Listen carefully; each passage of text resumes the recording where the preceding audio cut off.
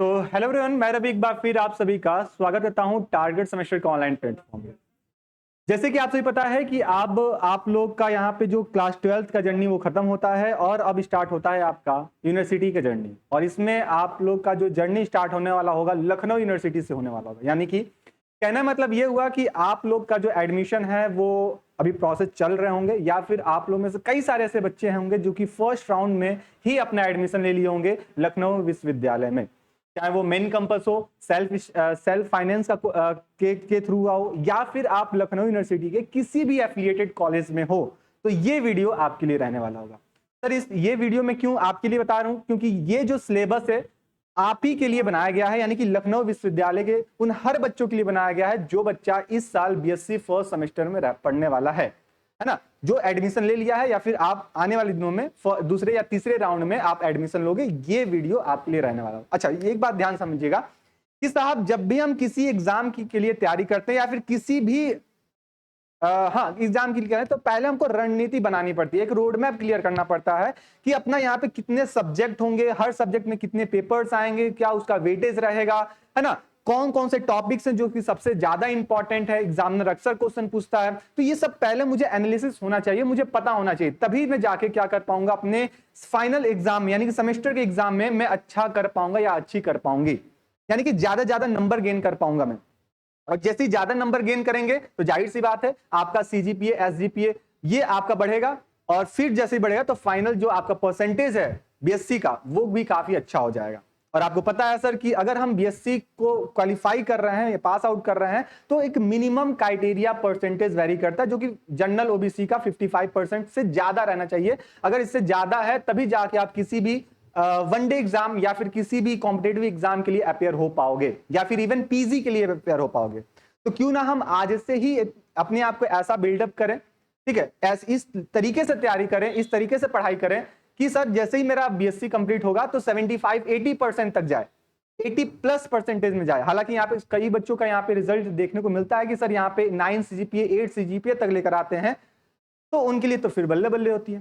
खैर, उसको थोड़ा साइड करते हैं और हम यहाँ से स्टार्ट करेंगे कि भैया आज हम लोग आ चुके हैं बीएससी फर्स्ट सेमेस्टर में, एडमिशन ले चुके हैं, और यहाँ पे कितने सब्जेक्ट होंगे तो बायोलॉजी वाले बच्चों के लिए बता दें, लाइफ साइंस वाले बच्चों को बता दें। आप हम बायोलॉजी का है, लाइफ साइंस का है, दोनों का मतलब एक ही है, ठीक है। तो आपका यहाँ पे 3 सब्जेक्ट रहने वाला होगा, जूलॉजी, बॉटनी, केमिस्ट्री, यही आप यहाँ पे सब्जेक्ट लेते हो। इवन कई लखनऊ यूनिवर्सिटी में कुछ ऐसे केमिस्ट्री की जगह ऑप्शनल सब्जेक्ट भी हो जाते हैं, या फिर कुछ एफिलिएटेड कॉलेजेस हैं जहाँ पे केमिस्ट्री की जगह साइकोलॉजी या फिर ज्योग्राफी वाले ऑप्शनल सब्जेक्ट भी लेते हैं, उसको तो हम साइड कर देते हैं। लेकिन हालांकि यहाँ पे मैक्सिमम केसेस में ये देखने को मिलता है कि आपको यहाँ पे जूलॉजी, बॉटनी, केमिस्ट्री पढ़ने को मिलता है।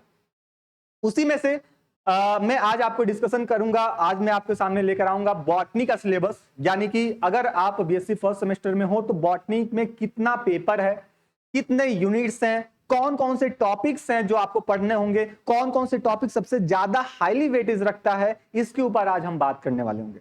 तो उम्मीद करता हूं कि मेरी वॉइस आप तक प्रॉपर पहुंच रही होगी, किसी प्रकार कोई दिक्कत परेशानी नहीं होगा, और आप सभी लोग मेरे क्लास में पेन पेपर लेके बैठे होंगे जिससे पूरी कंसंट्रेशन क्लास पर है। और यहाँ पे जितनी बातें, जितने भी इंपॉर्टेंट टॉपिक्स मैं आपको बताऊंगा, हाई वेटेज वाले टॉपिक्स बताऊंगा, वो अपने कॉपी में आप उसको मार्क करते चलिएगा। और जब भी पढ़ने बैठना तो आप इसको एक बार देख के पढ़ना कि सर सिलेबस क्या क्या है और मुझे किस टॉपिक पे सबसे ज्यादा समय देना है, किस टॉपिक पे बस नॉर्मल ही पढ़ के छोड़ देना है। तो ये जब तक आप पहले से अपना रोड मैप नहीं तैयार करोगे तब तक आप अपने एग्जाम में अच्छा नहीं कर पाओगे। खैर, स्टार्ट करते हैं आज का अपना यहाँ पे सिलेबस डिस्कशन का, जिसका हम सबसे पहले हम बात करेंगे कि अपना बॉटनी पेपर की बात करते हैं, तो जो कि मेजर पेपर है, जिसका पेपर का नाम है diversity of plant viruses, bacteria, fungi, algae. यानी कि यहां पे हम पूरी डाइवर्सिटी की बात करेंगे, पूरी ब्रॉड कॉम्प्लेक्सिटी की बात करेंगे। हम एल्गी की बात करेंगे, फंजाई की बात करेंगे, बैक्टीरिया की बात करेंगे, वायरसेस की बात करेंगे। अब कुछ लोग सोच रहे होंगे सर कि हम क्लास 11th में ये सारे टॉपिक पढ़े थे, वायरस की बात करें, बैक्टीरिया की बात करें, एल्गी की बात करें, फंजाई की बात करें, क्लास 11th में हम लोग पढ़े थे जब हम लोग क्लासिफिकेशन पढ़ रहे थे। तो क्या वही पोर्शन हमको यहां पे ही पढ़ने को मिलेगा? क्या जो हम 11th में पढ़े थे वही टॉपिक हूबहू बस वही नोट्स में पढ़ लूं, वही एनसीईआरटी पढ़ लूं, मेरा काम हो जाएगा? तो यहां पे जवाब होगा बिल्कुल भी नहीं, बिल्कुल भी नहीं। क्योंकि अगर आप 11th में थे तो वहां का लेवल कुछ और था, अब आपका लेवल बढ़ चुका है, यानी कि और आपका बढ़ चुका, आप यूनिवर्सिटी में आ गए।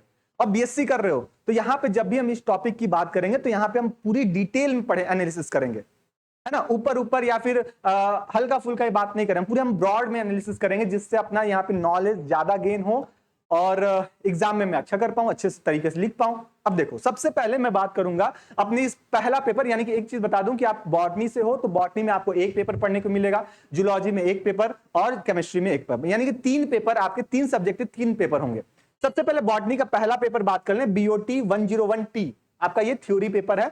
आप इसमें देखेंगे तो आपको टोटल आपको 4 यूनिट इसमें मिल जाएंगे। कितने यूनिट मिलेंगे?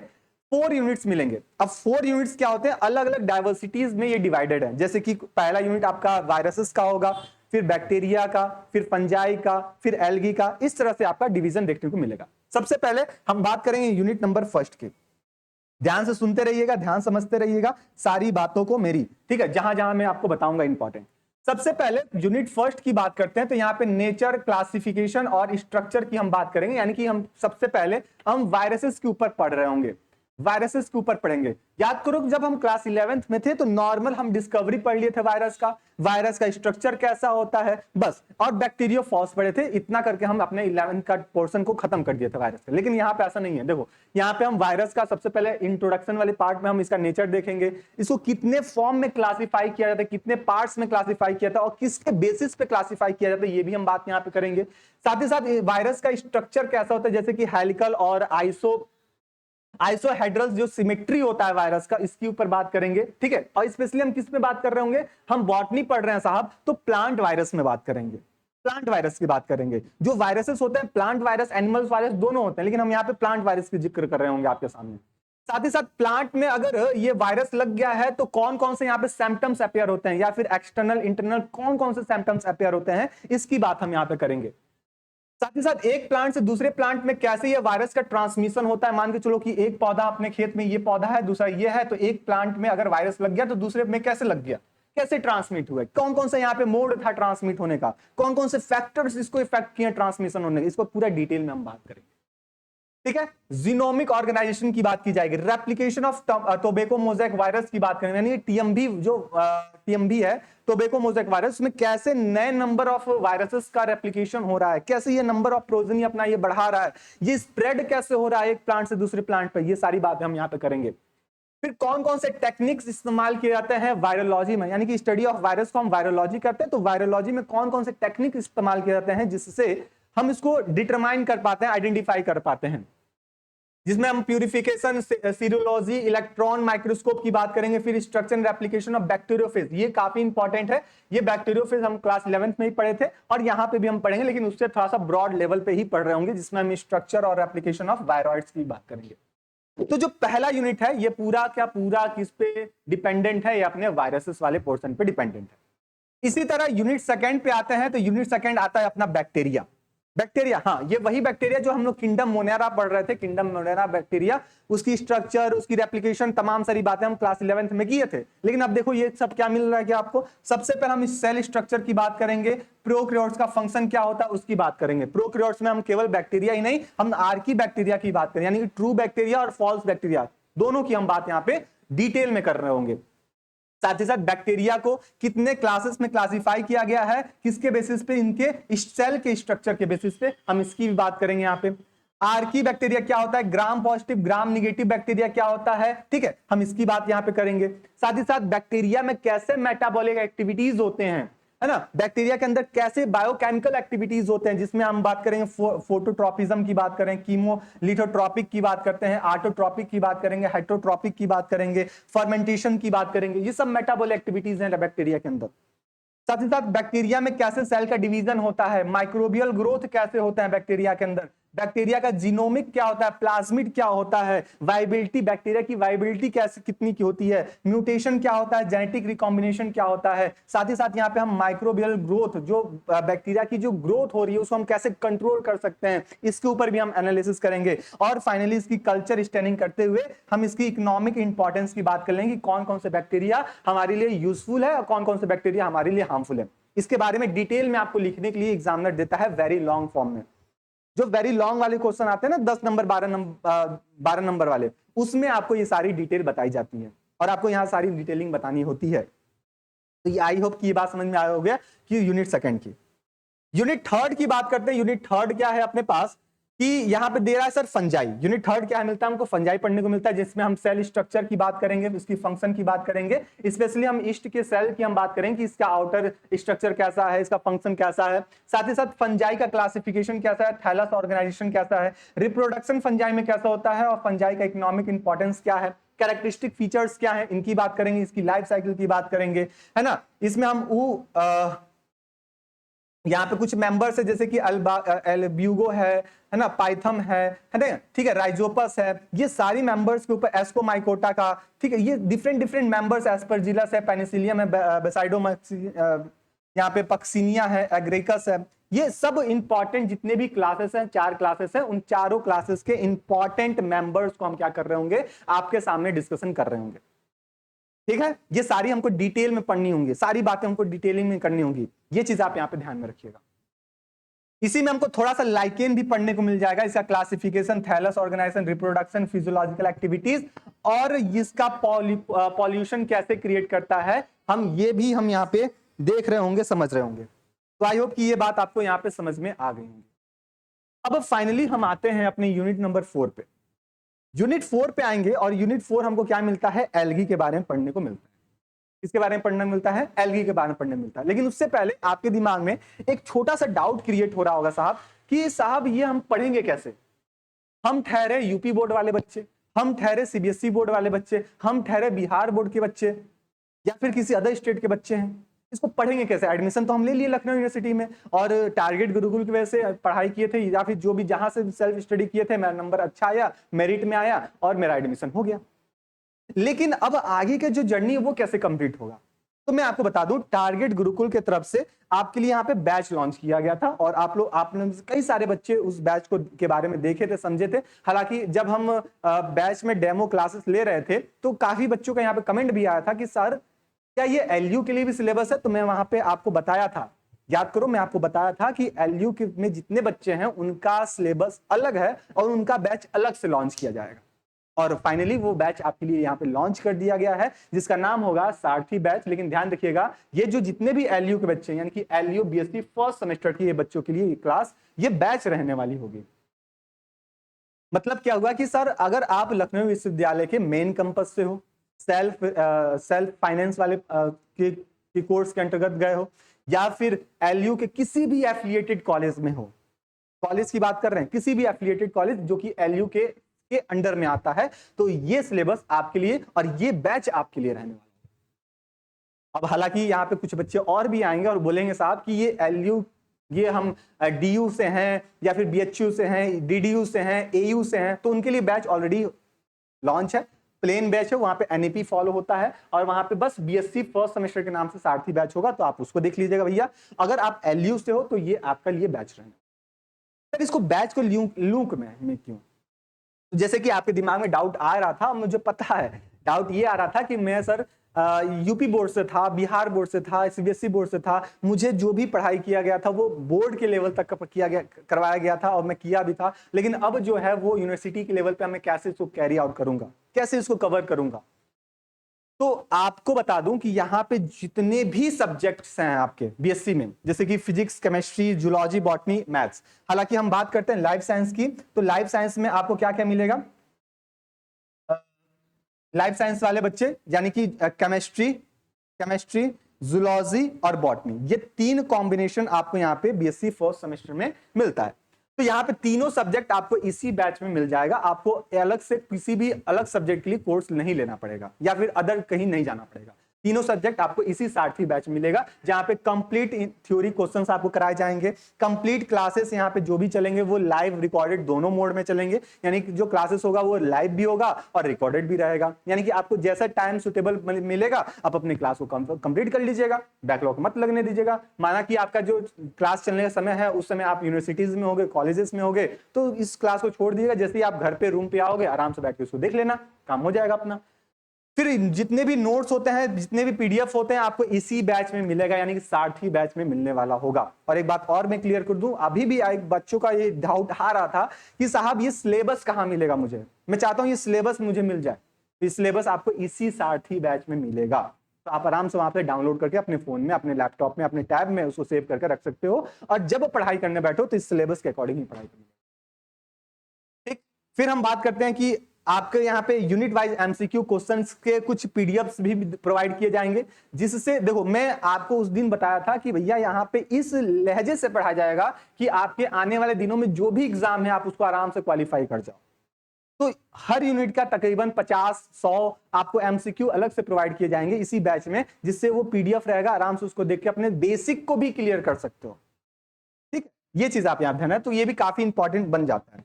शॉर्ट नोट्स आपको मिलेंगे, और काफी इंपॉर्टेंट की पर्सनल मेंटरशिप मिलेंगे, जो भी आपके जो मेंटर है, चाहे वो केमिस्ट्री वाली मैम, बॉटनी और जूलॉजी, तीनों में से किसी को भी किसी टॉपिक में डाउट होगा तो आराम से अपने मेंटर से कनेक्ट होइएगा और अपने डाउट को सॉल्व कर लीजिए किसी भी टॉपिक पे। हाँ, अब बच्चों को बोले सर यहाँ पे प्राइस आपका तो 799 आपका बैच का प्राइस है, ये कुछ दिन तक वैलिड रहेगा। आप इसको बैच अगर 15 अगस्त से पहले ले लोगे तो अच्छी बात है, उसके बाद फिर ये प्राइस आपका बढ़ जाएगा, और बढ़ जाएगा इन द सेंस कि 999 का चला जाएगा, तो फिर कोई मतलब नहीं है कि सर हम 200 रुपया ज्यादा देके अपने बैच को परचेस करें। बात समझ रहे हो?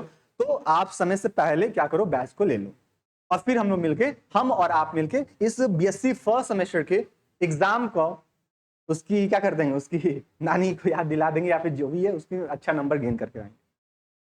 और आप लोग उस दिन जब बैच लॉन्च हुआ तो उस दिन आप लोग देखे भी थे कि जो हम लोग का जो रिजल्ट था, वो रिजल्ट क्या दिखाता है कि सर हर बच्चा यहाँ पे, मैक्सिमम बच्चे यहाँ पे 8+ सीजीपीए लेकर आते हैं अपने सेमेस्टर में, जो कि अपने आप में बहुत बड़ी ये बात होती है। चलो यूनिट 4 पे आते हैं। यूनिट 4 हमको एल्गी मिलेगा, और एल्गी में general features, range of thallus organisation, classification, structure of eukaryotic algae cell क्या है, साइनोबैक्टीरियल सेल क्या है, इकोनॉमिक इंपॉर्टेंस ऑफ एल्गी की बात करेंगे। फिर यहाँ पे कुछ ऐसे मेंबर्स हैं, जैसे कि हम साइनोफाइटा की बात करते हैं तो माइक्रोसिस्टिस की बात करें, ऑसिलेटोरिया की बात करें, क्लोरोफाइटा की बात, जिसमें वॉलवॉक्स की बात करेंगे, यहाँ पे उडोगोनियम की बात करेंगे, कारा की बात करेंगे, है ना। तो यहाँ पे जितने भी तमाम सारे यहाँ पे इंपॉर्टेंट मेंबर्स है, वाउचेरिया, एक्टोकार्पस, जितना भी मैं हाईलाइट किया सब के सब इंपॉर्टेंट मेंबर हैं, और यहाँ से आपसे क्वेश्चन पूछे जाते हैं। और आपको पता है सर, आपका जो पेपर का पैटर्न होगा वो आपका डिस्क्रिप्टिव होगा, यानी कि भर भर के आपको पेज मिलेंगे और उसमें आपको लिखना पड़ेगा। एमसीक्यू वाला जो दिमाग में लगा थे ना कि एमसीक्यू रहता नहीं, ऐसा कुछ नहीं होता है। कई बच्चों का यहाँ पे मैसेज, कई बच्चों को डाउट यहाँ पे चल रहा था कि सर मेरा जो एग्जाम होगा वो एमसीक्यू मोड में होगा, तो ऐसा कुछ नहीं है। आपका रिटर्न एग्जाम होगा बाकायदे, और आपको सारी बातें डिटेल में बतानी पड़ेगी, एग्जामिनर को समझानी पड़ेगी। तो ये सारी बातें, ये सारे चीज हम लोग यहाँ पे अपने जितने भी सिलेबस आपको सामने बताया गया है, जितने भी टॉपिक दिखाए गए हैं, वो सारे टॉपिक्स आपको इसी सारथी बैच में कवर किए जाएंगे एग्जाम से पहले। और उसके बाद क्या करेंगे साहब, उसके बाद हम लोग यहाँ पे प्रैक्टिस पेपर को सॉल्व करेंगे अपने इसी बैच में, है ना, जिससे आपको एकदम प्रैक्टिस करते करते आपको इतना ट्रेंड कर दिया जाए, इतना शार्प कर दिया जाए आपको कि एग्जामिनर इस टॉपिक्स में से, इस सिलेबस में से कहीं से भी क्वेश्चन उठा के बना के देता है, कितना भी घुमा फिरा क्वेश्चन बना के देता है, आप उसके बारे में मैक्सिमम टू मैक्सिमम पॉइंट लिख पाओ, है ना, मैक्सिमम डायग्राम वहां पे ड्रॉ कर पाओ, फ्लो डायग्राम के माध्यम से अपने आंसर को एक्सप्लेन कर पाओ।